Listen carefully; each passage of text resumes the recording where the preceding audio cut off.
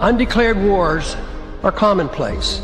Tragically, our government engages in preemptive war, otherwise known as aggression, with no complaints from the American people. Sadly, we have become accustomed to living with the illegitimate use of force by government. To develop a truly free society, the issue of initiating force must be understood and rejected. What if sometimes, to love your country, you had to alter or abolish the government? What if Jefferson was right? What if that government is best which governs least? What if it is dangerous to be right when the government is wrong? What if it is better to perish fighting for freedom than to live as a slave? What if freedom's greatest hour of danger is now?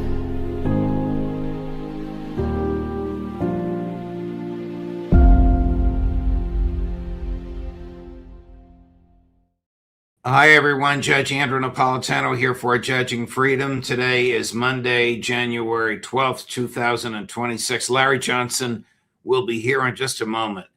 Don't we all realize that the CIA is behind these now failed demonstrations in Iran?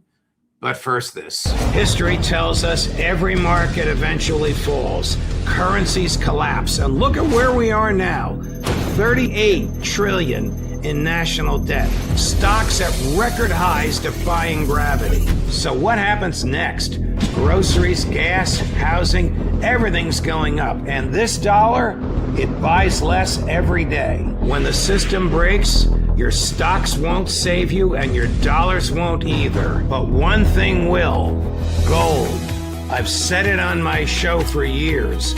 Gold survives collapse. Central bankers know this and billionaires know it. That's why they're buying more.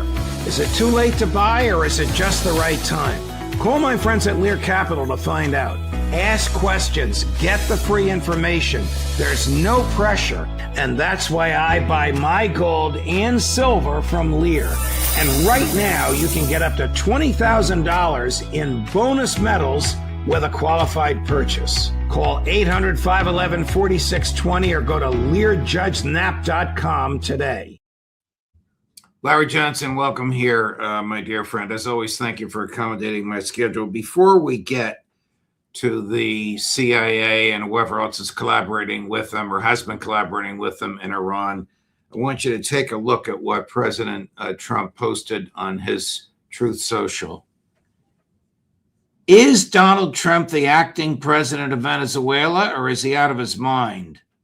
Well, he thinks it's like those children, 4 or 5 years old, who pretend that they're doctors and nurses and policemen and cowboys. He's kidding himself. We saw over the weekend, on Saturday, to be precise, that the State Department, through the exiled embassy of Venezuela. So the U.S. embassy that's supposed to be in Venezuela is not in Venezuela because it's not safe. Instead, it's operating out of Bogota, Colombia, next door. And that embassy issued basically a warning to all Americans: get the hell out of Venezuela. It's too dangerous. The militias are running around with arms. Well, that warning wasn't the idea of the embassy in Venezuela. That came from Maine State, from Marco Rubio and his team. And that means they have intelligence that is credible, that they don't think that they can counter it. In other words, they've got information about potential threats to Americans that the United States can't do anything to stop. And so the next action is warn Americans, get the hell out. I was at the creation of that policy back in 1989, 1990. It was a reaction to the bombing of Pan Am 103 that blew up over Lockerbie. Anyway, we're not in control on the ground. The government of Venezuela is still intact. There are armed militias in addition to the Army and the intelligence services. So the United States has no control over the ground. And, as I discovered when I started doing some research, this entire notion that we went there for the oil, nonsense. Or if that's the real reason they went, boy, they went for something that's not going to pay off. Because right now, Venezuela's production accounts for 2% only 2% of all OPEC production. And as Alistair Crook correctly noted in your earlier discussion with him, what comes out of the ground is, it's not Jed Clampett in the Beverly Hillbillies, where he shoots a rifle in the ground and up comes the bubbling crude. No, no, this stuff is thick. It's as Pepe Escobar talked about. It's like tar. It's very thick. It has to be pulled out of the ground. It doesn't want to leave on its own. And if they go ahead and give Trump his 50 million barrels, it's going to take Venezuela 71 days to produce that. And if Trump thinks that's going to change the price of oil, that amount of oil that would be pumped in those 71 days would account for less than 1/2 of 1% of global oil. So, I mean, it's just Trump he's off in never land. He just does not have a realistic understanding of the oil business and of Venezuela's relationship to it. Is it any wonder? Now, of course, he hates ExxonMobil, that the CEO of ExxonMobil said, we're not going to invest any money there, and Venezuela is uninvestable. Yeah. It's going to take, the estimate, about 100 to get 1 million barrels of oil. You're going to have to invest basically $100 million. And so just, these are businessmen. These are not ideologues. They're looking at how do we increase our profits, minimize our costs. And, ExxonMobil's, they're not playing that game. And if Trump, again, this is the hallmark of Donald Trump. He's a bully, and he's an ignorant bully on top of it. So the president says he is only constrained by his own mind, his own morality. He doesn't need international law. So it's a brief clip. We'll play it, and then I'll finish with the question, Larry. Chris, cut number 2. Do you see any checks on your power on the world stage?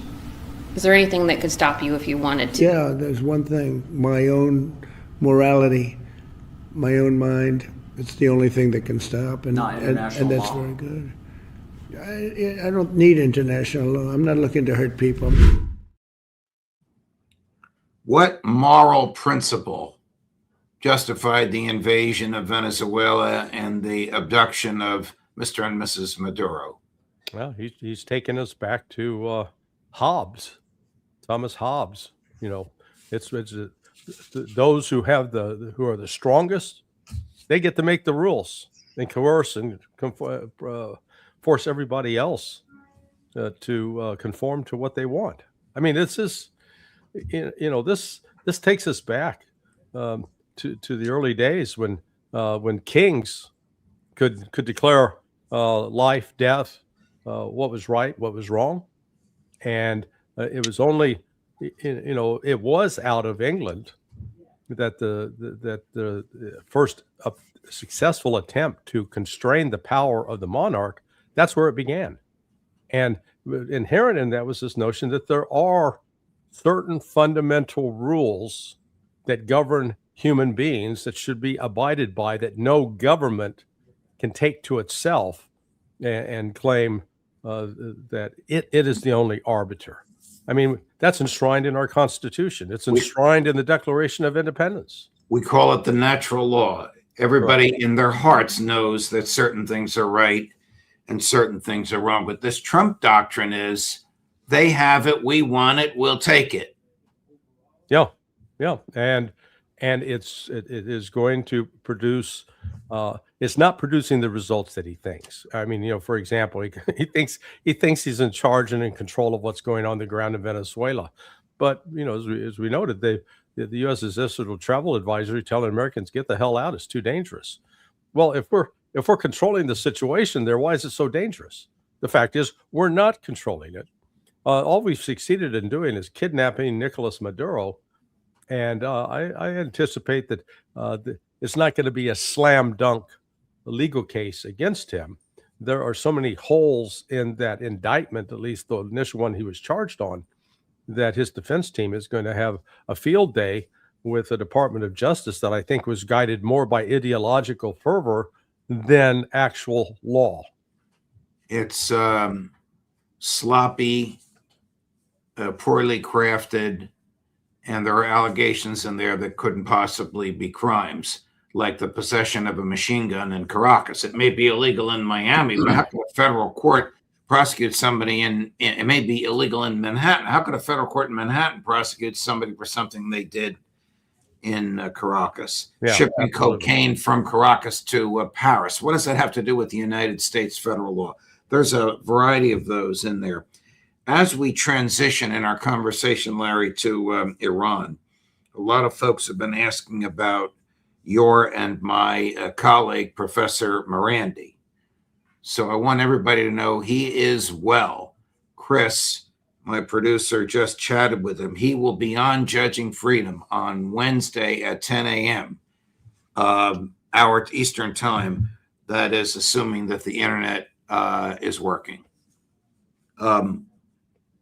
Is CIA and its colleagues, MI6 and Mossad, trying to foment another color revolution in Iran? Yes. Yeah. No, absolutely. Look, as I've commented previously, this started on December 28th in anticipation, one day before the visit of Bibi Netanyahu to Mar-a-Lago, in which on the agenda, Trump and Netanyahu were discussing what was going to happen with Iran. And this plan that was presented they discussed this covert operation there because it's a combination of CIA and Mossad. CIA has had long-standing relations with the Kurds, and there are Kurds in Iran up on the northwest border of where Iran and Iraq come together. And so you work with Kurdish elements, and then out in the far east of Iran, you've got the Baluchis, and there are elements there, and then there are people in Iran that don't like the Islamic Republic, and the fact that the United States has been working with this other group called the MEK, the Mujahideen al-Khalq, they've got now sort of a front group. It's called the National Coalition of Iran of Resistance, the NCRI. If you check out a lot of the press reports that were coming out about what was taking place on the ground in Iran, it was the NCRI that was the primary source for that. They were putting out disinformation, propaganda, trying to paint a picture that Iran was on the cusp of a collapse, that the Ayatollah Khamenei was looking to flee like Bashar al-Assad did to Moscow for safety, that it was coming apart. That was the narrative that was being fed. And then you got Trump going, yeah, if they kill any protesters, we're going to go in and respond. Great, talk about it, but there's nothing the United States can do militarily right now, or even in the next 2 to 3 weeks, that would even make it would not defeat the system. What these clowns do not understand is you cannot affect a regime change unless you've got control over the military and or the intelligence services. As long as you've got the folks with the guns that can enforce what the government wants, they'll crack down on these protesters. But what we see is it was a very elegant, a very sophisticated propaganda campaign that has dominated global media over the last now 2 weeks. So it was really 2 weeks ago today was when Bibi Netanyahu was meeting with Trump, and that's when this whole thing started. And these operations, they always start with a grain of truth. I mean, there's genuine upset at the government of Pezeshkian for his mismanagement of the economy.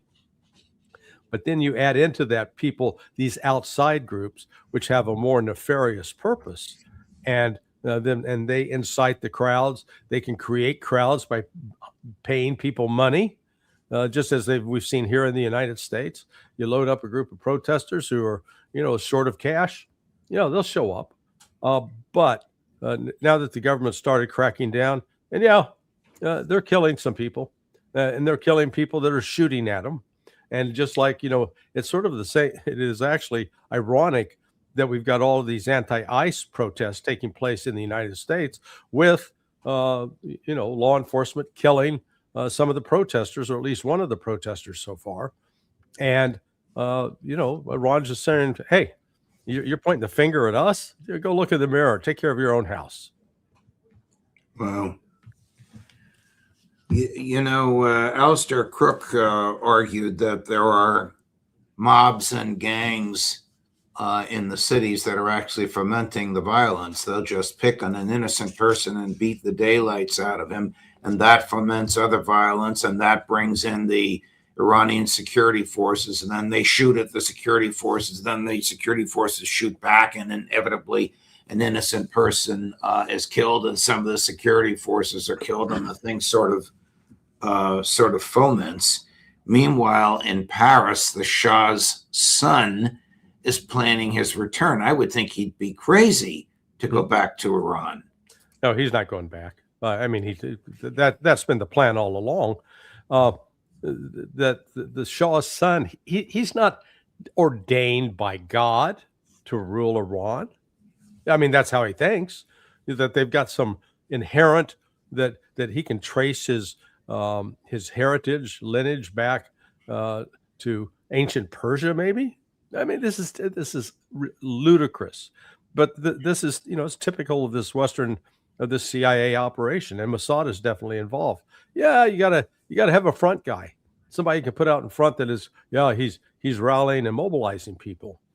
But as Alistair made the point earlier today, it's quite different from Pahlavi is reaching out to some Iranians, but it's not getting people saying, yeah, by God, he's got the vision, he's got the power. We need to follow That's the him. Shah's son's name, Pahlavi. Yeah, Reza Pahlavi. Right. But in contrast, when the Ayatollah Khomeini was in exile in Paris back in the 1970s, he had Jews. He had people that his message resonated with him. He offered a vision. And, that's a big difference. So, but let's understand that this effort to destabilize and destroy the Iranian government, good God. So it started when the Shah took over, when they dumped the Shah, 1980. So we're now 46 years into this. And particularly starting in 2004, when the CIA enlisted the MEC, this group that had been formally identified as a terrorist group by the U.S. government because it had killed Americans in attacks against civilian targets. The United States harnessed the MEC starting in 2004, and they've had camps both in Iraq and in Albania, as Alistair also pointed out, and they've been involved with the assassinations in Tehran of nuclear scientists, some that took place in 2011, 2012. So the United States has been using this terrorist group to try to foment unrest in Iran. And right now it's failed. This latest CIA Mossad effort, it has failed. We're going to continue to get some stories about, their protests, this, or protests. Tomorrow morning, you're going to see some of the organizers of this hanging from cranes in Tehran. They're going to hang them. They're going to execute them. While there may be unhappiness and disgust with the government of Pezeshkian for financial mismanagement, there is not that same animus directed at the Ayatollah Khamenei and the Islamic Republic. Is the tide turning, and are there now pro-regime demonstrations in the streets? Yeah. In fact, what's interesting is some Western outlets, my friends over at the Gateway Pundit, they put up, said, see, there are millions of people in the street. Yeah, but those millions are chanting in support of the Iranian regime. They're not anti-regime. They just last night, I posted at sonar21.com a video out of Mashtad, which is a city about 250 miles northeast of Tehran.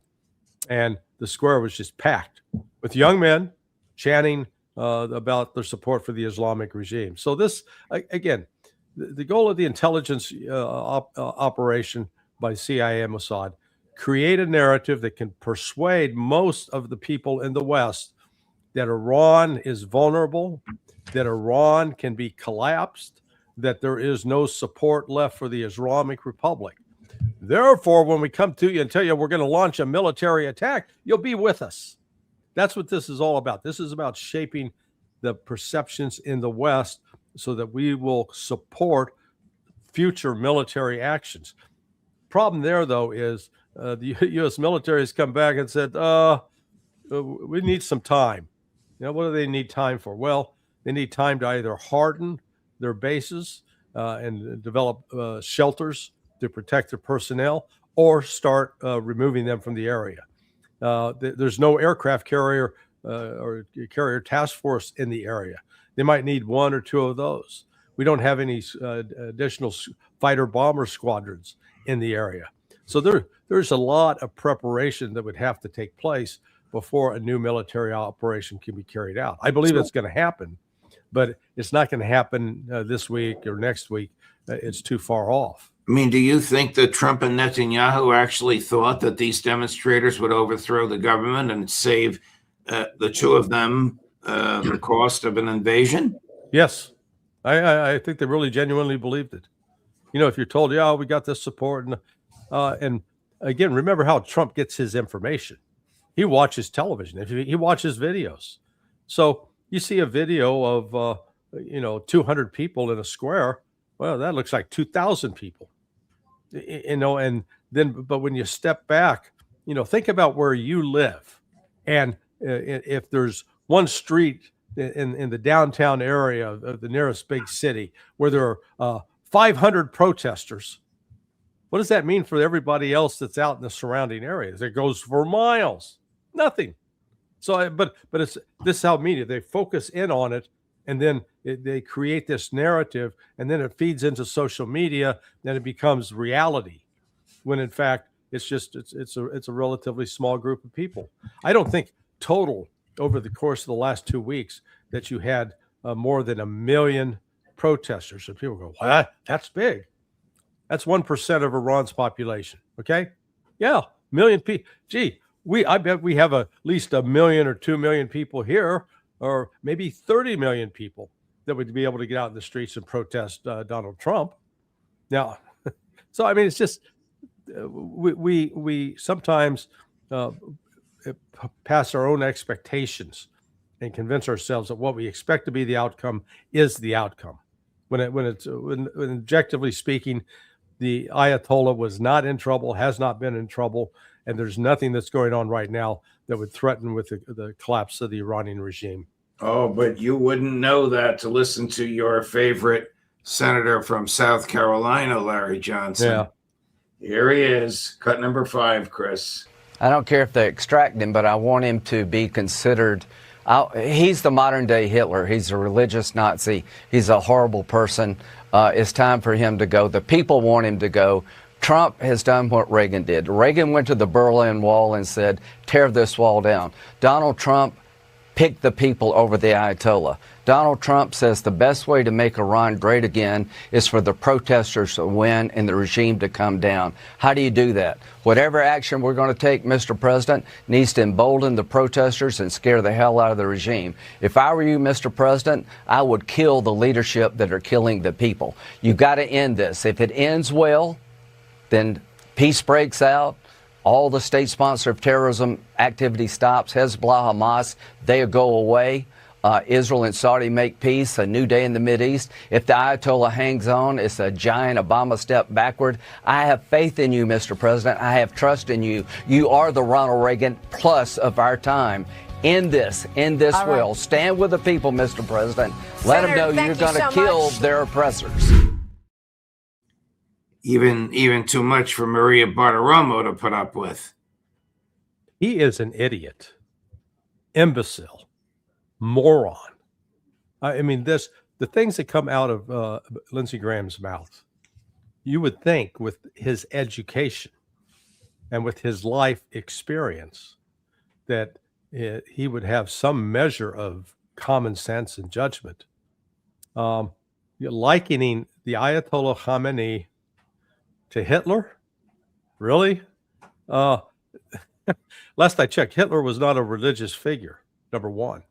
Hitler was not a religious scholar, number two.